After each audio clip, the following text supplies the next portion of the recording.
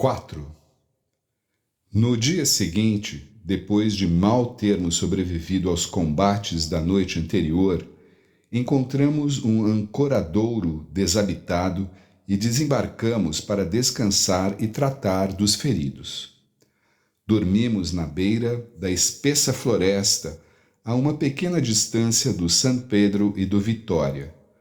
O repouso era muito necessário. A batalha noturna, a construção da barricada e a falta de sono tinham exaurido os homens.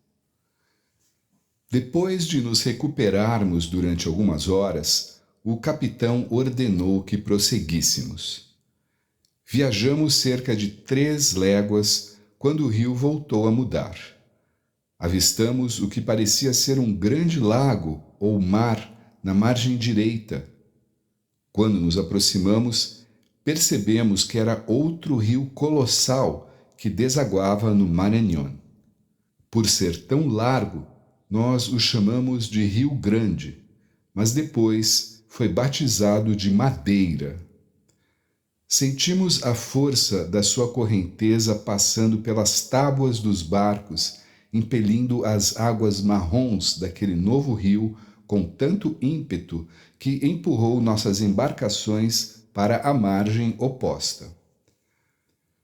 Quando nos aproximamos das praias da margem para onde a corrente nos levava, notamos uma grande aldeia disposta nas encostas de uma colina que descia até o rio. Mais curiosos do que temerosos, chegamos perto da povoação para observar. O que vimos nos intrigou. Amplas estradas rasgavam a floresta em direção ao rio. A aldeia parecia vazia. Mesmo assim, o recente ataque que sofrêramos nos desestimulou a desembarcar e explorar o local. Nosso instinto mostrou-se acertado. Quando acabávamos de passar pelo povoado, de repente, milhares de guerreiros saíram de seus esconderijos e tomaram as estradas gritando, cantando e batendo seus tacapes contra os escudos, produzindo um clamor estrondoso. Podíamos sentir o som no ar e na água. Os remadores trabalharam com ainda mais afinco. Apreensivos, prosseguimos. Durante os dias seguintes, continuamos a percorrer aquele território povoado e bem desenvolvido, até, numa manhã, chegarmos a uma vila empoleirada numa falésia sobre o rio. A aldeia tinha uma aparência tão bela e ordenada que julgamos ser a capital de um grande soberano. Tentamos aportar. Nossos remadores esforçaram-se, mas as correntes fortes nos levaram para além do canal de acesso àquele local. Não conseguimos levar os barcos corrente acima novamente. Ao passarmos pela povoação, notamos uma sombria decoração. Em intervalos, ao longo da praia, havia postes altos de madeira. No topo de cada um deles estava fincada a cabeça de uma vítima, provavelmente inimigos daquela nação. Eram como troféus de combate, sinais indicando o destino daqueles que invadissem seu território. Rio abaixo, tornamos a avistar mais desses postes. Por isso, chamamos aquela região de província do Patíbulo. Enquanto passávamos por essas aldeias, nossas provisões voltaram a escassear. Teríamos de atacar outra vila e saquear alimentos, fossem seus habitantes colecionadores de cabeças decepadas ou não. Depois de escolher cuidadosamente, avistamos uma povoação aparentemente menor e desprotegida. Encalhamos os barcos na praia e saímos prontos para lutar, o que aconteceu de imediato. Longe de ser um lugar desprotegido, os nativos surgiram de um esconderijo e nos atacaram com fúria. Tínhamos caído numa emboscada. Aqueles guerreiros eram liderados por um chefe de grande coragem que corria à frente dos demais combatentes, gritando e brandindo suas armas. Um dos nossos besteiros mirou no líder e disparou, derrubando o chefe enquanto ele arremetia numa corrida alucinada. O choque interrompeu o ataque. Com o chefe morto, os guerreiros se dispersaram, alguns fugindo para a mata, outros reagrupando-se nas suas casas, onde, freneticamente, começaram a erguer barricadas. Alguns dos nossos tinham sido feridos naquele combate súbito, e, a julgar pelas fortificações que os nativos estavam erguendo, eles iriam lutar até o último homem. Então, o capitão Orellana ordenou que incendiássemos as casas. Os arcabuzeiros fizeram tochas envolvendo estopas ao redor das pontas das flechas, acenderam-nas na fogueira que fizéramos para este fim e dispararam contra as moradias. As chamas estalaram, lambendo as paredes das cabanas de madeira com telhado de palha. Homens, mulheres e crianças fugiam, gritando, de suas casas. Aproveitando a oportunidade, entramos na aldeia e saqueamos suas provisões. Encontramos muitas tartarugas nos viveiros, grande variedade de aves, papagaios, patos e muito pão de mandioca e milho. Enquanto procurávamos suprimentos, descobrimos cadáveres de mulheres e crianças que não conseguiram escapar das chamas e foram queimadas vivas. Entre as ruínas, também encontramos uma menina muito falante e que claramente demonstrava ter grande inteligência. Raptamos a criança, trazendo-a conosco. Sem perder tempo, embarcamos e remamos até uma ilha inabitada, onde poderíamos descansar e comer.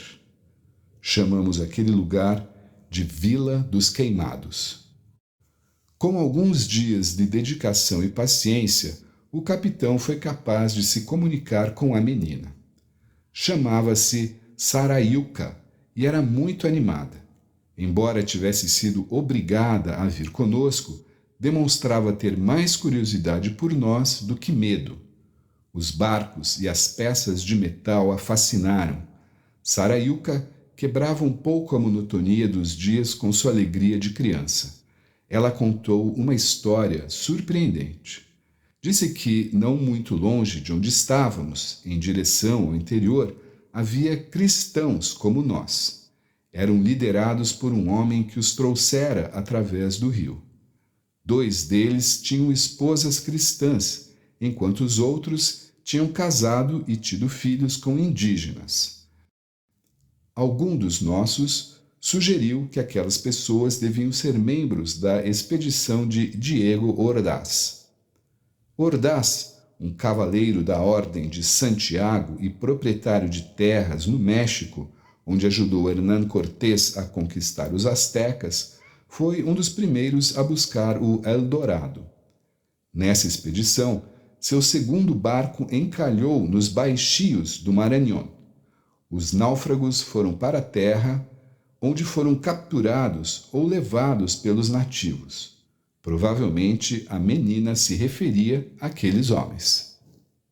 Com bastante provisões, continuamos a descer o rio sem parar em lugar algum durante vários dias. Os sinais que observávamos pareciam indicar que cruzávamos outra extensa província. Finalmente, na fronteira oriental desse reino, aproximamo-nos de uma grande aldeia na qual, de acordo com Sarailka, deveríamos parar se quiséssemos chegar ao lugar onde os cristãos viviam. Não podíamos, porém, ir em busca de nossos supostos conterrâneos. Éramos poucos e os riscos muitos. O capitão decidiu continuar. Alguns de nós protestaram, afirmando que tínhamos o dever de tentar salvá-los, mas o capitão Orellana insistiu, afirmando que chegaria o tempo em que poderíamos ajudá-los. Claramente ele tencionava retornar bem armado, bem equipado e com muitos homens para tomar aquelas terras. Continuamos a seguir o curso do rio. Pouco tempo depois de passarmos pela grande aldeia, 2 indígenas vieram até nós em sua canoa. Manobraram ao redor dos bergantins, olhando espantados a altura e o comprimento dos barcos, os longos-remos projetando-se deles e seus estranhos passageiros. O capitão tentou conversar com eles e convencê-los de vir a bordo.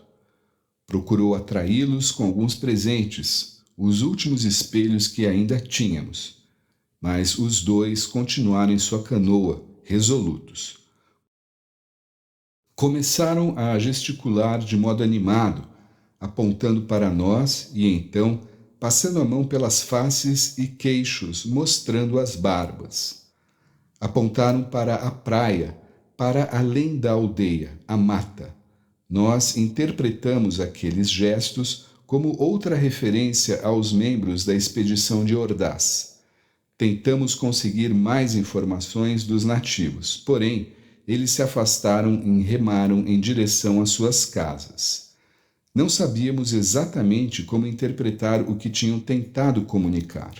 Por segurança, o capitão ordenou que aportássemos numa ilha próxima, de frente para a aldeia.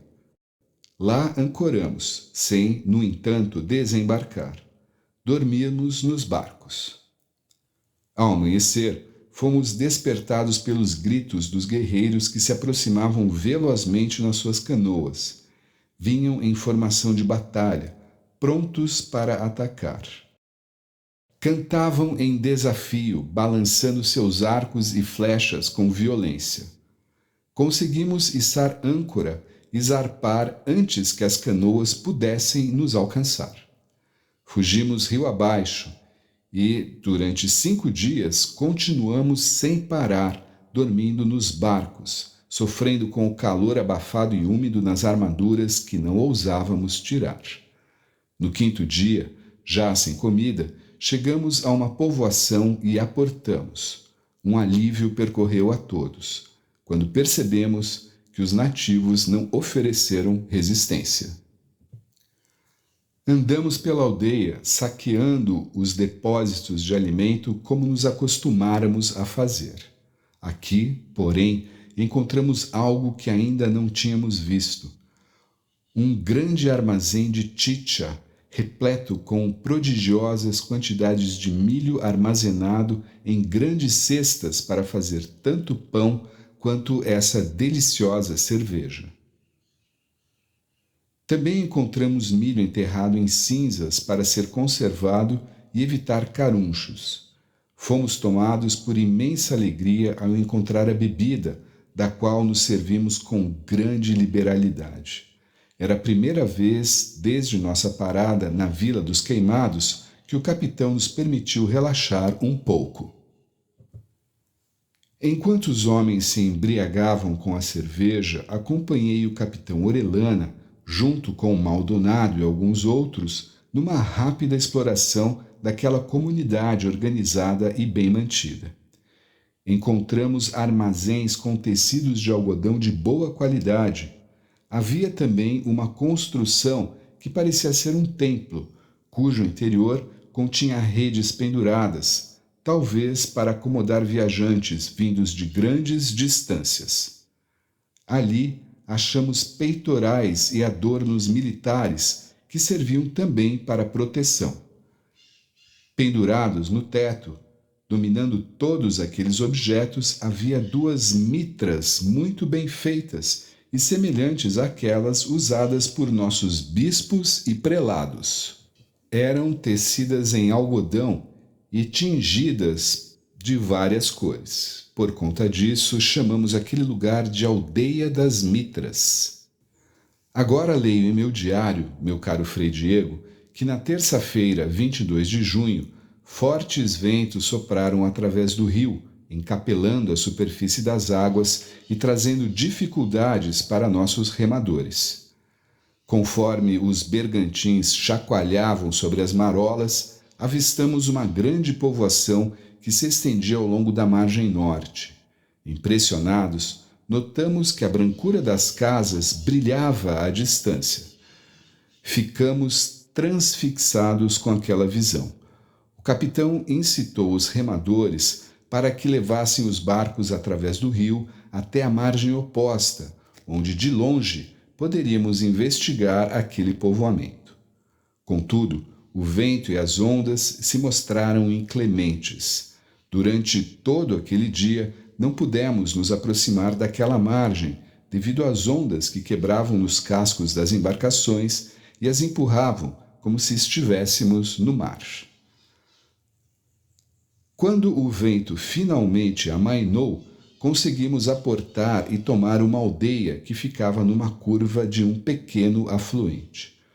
O terreno aqui era muito plano, sem qualquer elevação, por cerca de 2,5 léguas. A aldeia havia sido construída de modo muito ordenado, com as ruas se entrecruzando e uma avenida central que levava à praça. A avenida era ladeada por casas. Dentro de algumas delas, encontramos grande quantidade de milho e pão de mandioca. Também achamos patos e papagaios, dos quais nos servimos. Chamamos o lugar de Aldeia da Avenida. A festa de São João caiu na quinta-feira, 24 de junho. Esperávamos descobrir um bom local para descermos à terra e celebrarmos, embora a batalha que travamos no dia de Corpus Christi, na qual tantos homens foram feridos e um morto, ainda estivesse latente em nossa memória. Ao mesmo tempo em que queríamos evitar a todo custo um desastre como aquele, precisávamos quebrar a rotina enlouquecedora de remar sem cessar num calor úmido, sufocante, e aportarmos para levantarmos nossa moral. Em nosso caminho, garajaus de bico amarelo voavam gritando à popa dos barcos, mergulhando em busca de pequenos peixes. Passamos por aldeias de tamanho médio, provavelmente acampamentos de pescadores que vinham do interior. Íamos perto da margem, procurando lugar seguro para aportar. Então, depois de uma grande curva no rio, avistamos várias aldeias nas margens distantes. Eram grandes, tão grandes que impressionavam. A brancura das casas faiscava na claridade ofuscante da selva. Chegávamos, de repente, na lendária terra das Amazonas. A notícia da nossa chegada nos precedeu. Conforme os bergantins se aproximavam, muitos guerreiros agitados e nervosos surgiram ao longo das margens. Alguns entraram em suas canoas e vieram sobre nós de modo organizado, em massa e com disposição de nos atacar. Os 2 líderes mais corajosos remaram diretamente para os bergantins, chegando a uma distância da qual podíamos falar e ouvir. O capitão tentou avisar que vínhamos em paz, chegou mesmo a oferecer alguns presentes. Suas tentativas, porém, não conseguiram mudar o ímpeto dos guerreiros. Em resposta às ofertas de nosso capitão, começaram a entoar cantos de desafio. Atrás deles, os outros riam de nós com desprezo. Não haveria negociações. Irritados com a arrogância dos indígenas, nos preparamos para lutar. O capitão decidiu que deveríamos dar o primeiro golpe. Ordenou que os besteiros e arcabuzeiros disparassem contra os guerreiros. Quando a fumaça da pólvora se dissipou, vimos o estrago que infligimos neles. Corpos agonizando na água tingida de vermelho, canoas movendo-se apressadamente em direção à praia. Estávamos a cerca de menos de 1/4 de légua das aldeias, mas, mesmo dessa distância, pudemos ver com clareza uma enorme multidão de guerreiros reunindo-se na praia. Apesar do grande número, o capitão deu ordens para que remássemos a toda velocidade para encalharmos os bergantins e atacarmos o local num assalto rápido e concentrado, como vínhamos fazendo até então. Contudo, foi mais difícil aportar do que imagináramos. Conforme nos aproximávamos, vimos numerosos esquadrões bem organizados, grupos reunidos ao redor das casas para defendê-las e o centro da aldeia infestado de guerreiros, cheios de ânimo e bem armados. Seu canto fundia-se ao som das armas batendo nos escudos ou no chão, produzindo um rugido aterrador. Então, ainda mais indígenas saíram da floresta, arcos e flechas nas mãos, e foram em direção da praia, gritando e dançando, mostrando que desdenhavam de nós. Mesmo assim, avançamos a toda velocidade. Quando nos aproximamos, os guerreiros dispararam saraivadas de flechas em intervalos coordenados contra nós. As flechas assobiaram no céu, caindo sobre nós num dilúvio mortal de penas coloridas. A maioria das flechas e lanças cravou-se no madeirame dos barcos, mas outras acertaram seus alvos, os homens. Rapidamente, o capitão Orellana respondeu abrindo fogo com seu próprio arcabuz. Os arcabuzeiros o imitaram, disparando e recarregando numa rápida sucessão, derrubando muitos guerreiros. Apesar do grande número de baixas que infligíamos, os indígenas caídos eram rapidamente substituídos por reforços que pareciam não ter fim. Os que estavam fora de combate cantavam e dançavam, encorajando seus companheiros. Nuvens de flechas continuavam a cair sobre nós com velocidade e ferocidade. Além das nossas couraças e capacetes, usamos os grandes escudos feitos com a espessa pele de peixes-boi que tínhamos tomado dos indígenas do território de Matiparo. Sem poder continuar, os remadores interromperam seu trabalho para se protegerem. Por conta disso, os barcos saíram de controle, descendo o rio ao sabor da correnteza. 5 dos nossos tinham sido atingidos pelas flechas, inclusive o Frei Carvajal, ferido nas costelas. O capitão, reagindo ao terrível perigo em que nos encontrávamos, gritou aos remadores que tivessem coragem e continuassem a remar, pois precisávamos deles mais do que nunca. Motivados pelos berros do capitão, os remadores voltaram aos remos e os fincaram na água, puxando com força em movimentos sincronizados. Os bergantins ganharam velocidade. Precisávamos garantir uma cabeça de praia para nos protegermos. Por isso, rumamos direto para a margem, onde pulamos todos, água pelo peito e desembarcamos.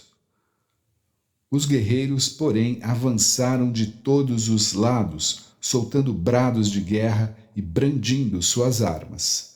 Durante mais de 1 hora, travamos um acirrado combate corpo a corpo.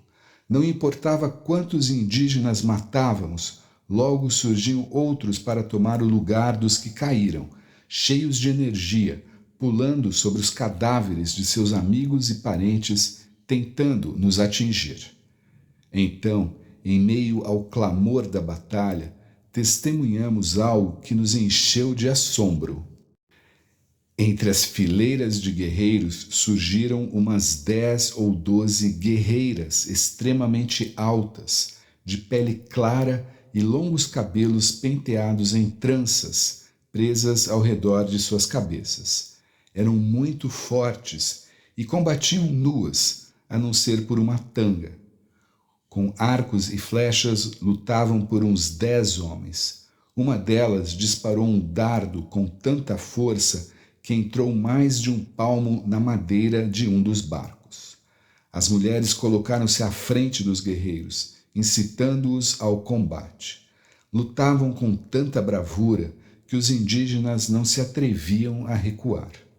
Vi quando um dos guerreiros, ferido no braço, começou a recuar, e uma das amazonas o atingiu com uma clava, matando-o com um só golpe. A batalha era a mais intensa que já tínhamos travado naquela viagem. Protegidos pelos espessos escudos de pele de peixe-boi, avançamos, abrindo caminho com golpes de espada como se fôssemos uma máquina de guerra. Na praia, coalhada de cadáveres de indígenas, a terra misturava-se com o sangue, formando uma lama vermelha, escorregadia, de cheiro intenso. Entre os mortos estavam os corpos de 7 amazonas que matáramos. Ao ver as mulheres guerreiras no chão, sem vida, os indígenas perderam a coragem e começaram a se retirar. Aproveitamos para persegui-los através da aldeia. Parecia que tínhamos revertido a situação a nosso favor. Entretanto, enquanto avançávamos abrindo caminho a talhos de espada, um grande contingente de guerreiros reuniu-se e nos atacou. A onda quebrou sobre nós com violência. Fui envolvido num redemoinho de imagens que circulavam ao meu redor. Rastros de cores produzidas pelo movimento das armas enfeitadas com penas e pedras, rostos inimigos gritando e se contorcendo, centenas de braços e pernas girando para nos atingir. Em meio à massa compacta da nossa linha de combate, eu golpeava qualquer indígena que se movesse na minha frente.